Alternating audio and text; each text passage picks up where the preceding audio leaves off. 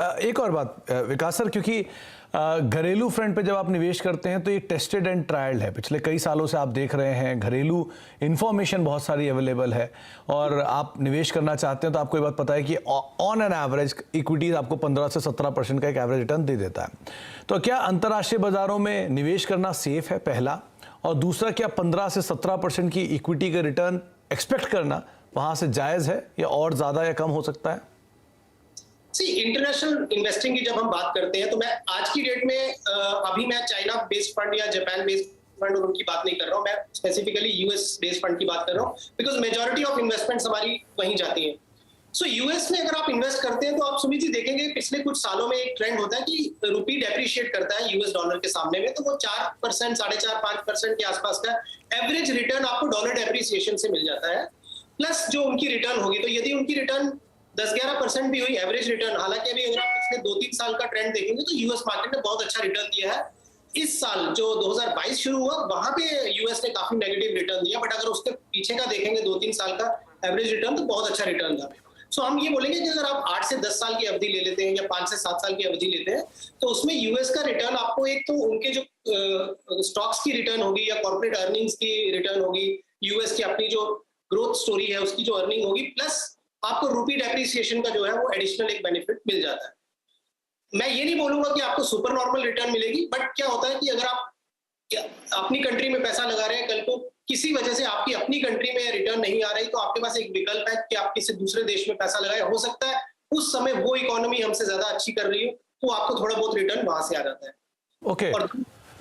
तो विकास सर, अगर कोई भी निवेशक, नया निवेशक है जो हमें इस समय सुन रहा है, वो कोई फंड्स में अगर निवेश करना चाहता है अंतर्राष्ट्रीय बाजारों के जो इंटरनेशनल फंड्स होते हैं, तो आप क्या सुझाएंगे? कौन कौन से फंड्स हो जहां पे वो दाव लगाए?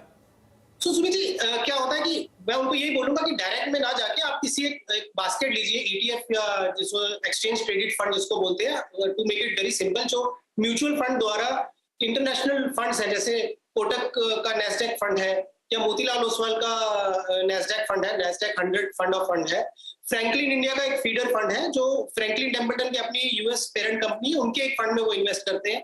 तो ये 3 अच्छे फंड हैं जो जिसमें आप निवेशक जो है वो एसआईपी रूट से या बल्क में भी कर सकते हैं, बट थोड़ा स्टैगर्ड मैनर में करेंगे तो बेहतर रहेगा।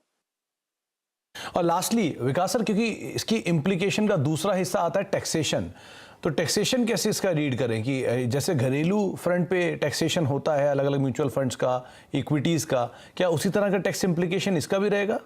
जी नहीं।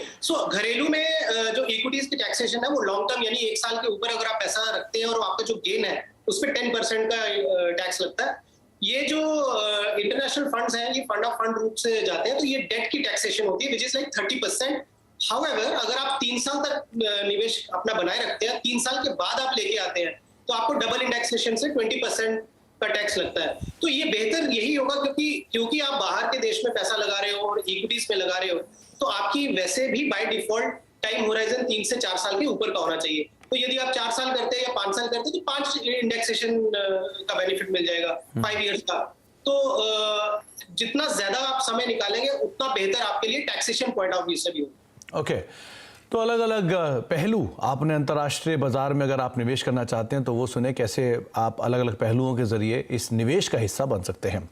सवाल जवाब का सिलसिला भी शुरू करेंगे, हम बातचीत करेंगे आज के दर्शकों से, लेकिन उससे पहले अगर आप इस कार्यक्रम का हिस्सा बनना चाहते हैं तो आपकी स्क्रीन पर वो व्हाट्सएप नंबर आएगा जिसके जरिए आप इस कार्यक्रम का हिस्सा बन सकते हैं, और साथ ही साथ सोशल मीडिया के जो हैंडल्स हैं वो भी आपको दिखाई पड़ेंगे। 7045220000 ये व्हाट्सएप नंबर है। आप अपनी क्वेरी yourmoney@nw18.com पर मेल भी कर सकते हैं, और आस्क आवाज योर मनी ये हैशटैग यूज करके आप सोशल मीडिया के जरिए भी इस कार्यक्रम का हिस्सा बन सकते हैं। अब चलते हैं इंदौर और बातचीत करते हैं हमारे पहले दर्शक से। राहुल यादव हमारे साथ मौजूद हैं बातचीत करने के लिए। राहुल जी नमस्कार, सवाल पूछिए। नमस्ते सर, मेरी एज 31 है और सर मैंने 3 फंड्स में इन्वेस्टमेंट कर रखा है। पारंपरिक फ्लेक्सी कैप फंड, मेरा asset emerging blue chip fund और एक्सिस स्मॉल कैप फंड। हर एक में 2000 रुपये पर मंथ एसआईपी कर रहा हूँ सर, लगभग 1 साल से। तो सर मुझे 30 साल बाद 3 करोड़ रुपए चाहिए रिटायरमेंट के लिए। तो सर मैं ये जानना चाहता हूँ कि ये फंड सही हैं या इनमें चेंज करूँ या कुछ फंड्स ऐड करूँ? ओके। विकास सर, आमतौर पे SIPs हर महीने या हर कुछ समय में बढ़ाने की राय अलग अलग जानकार आपके जैसे देते हैं, तो इनकी जो SIPs हैं क्या वो पर्याप्त है? पहली चीज़ इनकी एज के हिसाब से। दूसरी चीज़, क्या ये SIP सही है, किसी SIP में बदलाव करनी है? 3 करोड़ का गोल है जो कि 30 साल बाद है, उसे अचीव करने के लिए क्या करना होगा, आप ये बताएं। राहुल जी, बहुत बहुत बधाई कि आपने यंग एज में स्टार्ट किया, और आपका जो भी टारगेट और उसको देखते हुए हमें लगता है कि आपको लगभग 9,000 की SIP करनी पड़ेगी हर महीने, अगर आप 30 इयर्स तक कंटिन्यू करते हैं to reach the target of 3 crore. लेकिन राहुल जी, इसमें मैंने जो कैलकुलेशन आपको बोला है वो रफली मैं 12% या थोड़ा कंजर्वेटिव फिगर लेके बोला है।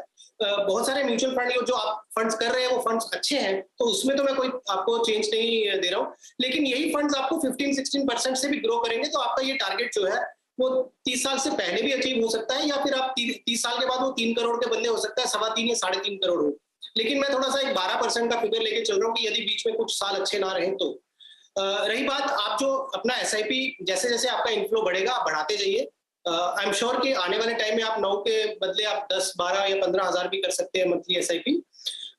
कुछ 2 फंड्स हैं जो मैं आपको सजेस्ट करूंगा कि आप ऐड कर सकते हैं, लाइक HDFC फोकस 30 फंड है और ICICI Pru India opportunities fund है। तो ये 2 अच्छे फंड्स हैं जो आप गोइंग फॉरवर्ड ऐड कर सकते हैं। 3 आपके फंड हैं, 2 ये हो गए, 5 से 6 फंड काफी होते हैं एक अच्छे म्यूचुअल फंड पोर्टफोलियो के लिए। तो आपको रणनीति बताई गई है, 2 नए फंड सुझाए गए हैं आपके लिए। जो आपके एग्जिस्टिंग फंड्स हैं वो ठीक है, बस SIP का जो साइज़ है वो थोड़ा सा और बढ़ाना होगा, और उसके अलावा अगर आप नए फंड ऐड करना चाह रहे हैं तो 2 विकल्प भी आपको बता दिए गए हैं। बातचीत कर लेते हैं हमारे अगले दर्शक से। हमारे साथ अब बातचीत करने के लिए एक और दर्शक मौजूद हैं। हमारे साथ यथार्थ भट्ट हैं जो कि नासिक से मौजूद हैं। भट्ट साहब नमस्कार। नमस्कार। नमस्कार भट्ट साहब, क्या सवाल है आपका?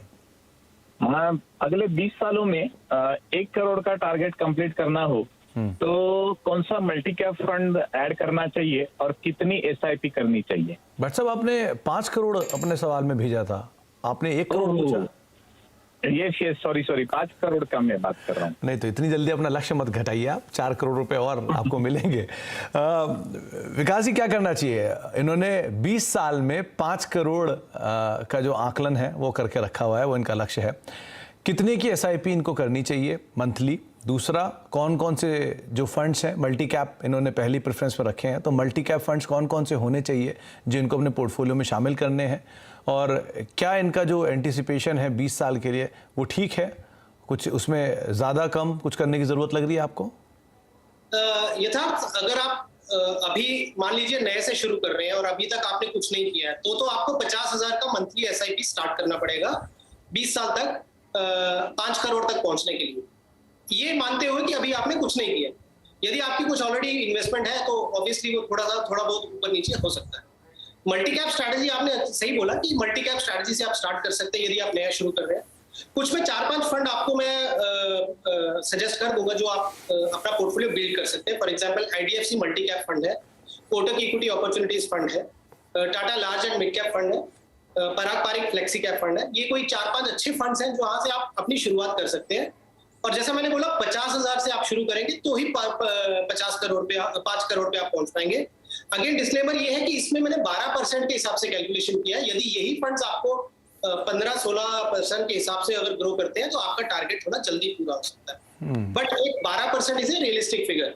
तो 50,000 मंथली SIP आपको करनी पड़ेगी। तो 50,000 की SIP विकास साहब आपको विकास सर बता रहे हैं आपको, भट्ट साहब, और अगर आप इसे 12% यानी कंजर्वेटिव पे साइड पर जाकर वो 12% का टारगेट मान के चल रहे हैं, लेकिन अगर ये 12 से 15% हो जाता है तो ये लक्ष्य और जल्दी अचीव हो सकता है। लेकिन कुछ फंड्स के नाम आपकी स्क्रीन पर हैं जो कि विकास सर ने आपको सुझाए हैं, आप उसके हिसाब से अपनी पोजीशंस को यहाँ पर मेंटेन कर सकते हैं।